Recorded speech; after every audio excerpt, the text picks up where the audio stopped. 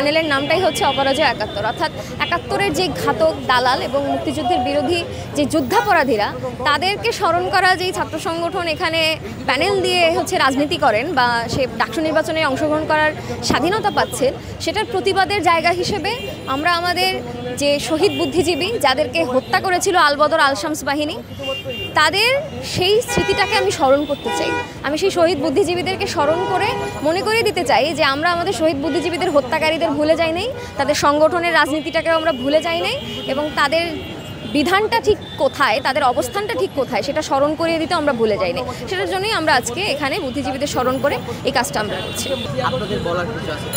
এখন এটা কারা করেছে সেটার থেকে বড় বিষয়, ওখানে যেটা দেখা গেছে চারুকলা অনুষদের শিক্ষার্থীরা সবাই মিলে এটা প্রোটেস্ট করেছে, এবং সেটা তাদের একটা ভিডিও তারা প্রকাশ করেছে, তারাই প্রকাশ করেছে।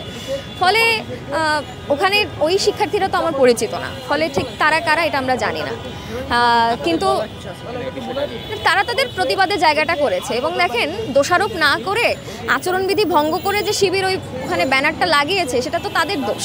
শিক্ষার্থীদেরকে দোষ না দিয়ে শিক্ষার্থীরা তো তাদের প্রতিবাদটা করেছে, বরং শিবির নিয়ম ভঙ্গ করেছে এবং সেটার দায় তারা নিতে চাচ্ছে না। ফলে এটা তাদের সমস্যা, এটা কোনো শিক্ষার্থীদের সমস্যা না। এটাই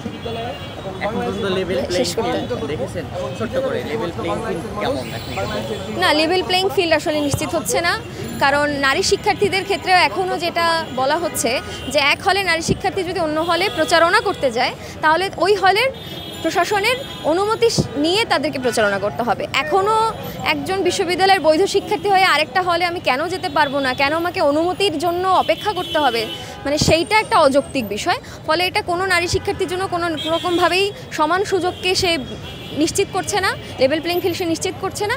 সেটা প্রশাসনের গাফিলতি, প্রশাসনের দুর্বলতা, এবং সেই জায়গাটা আমরা অবশ্যই বলে যাব।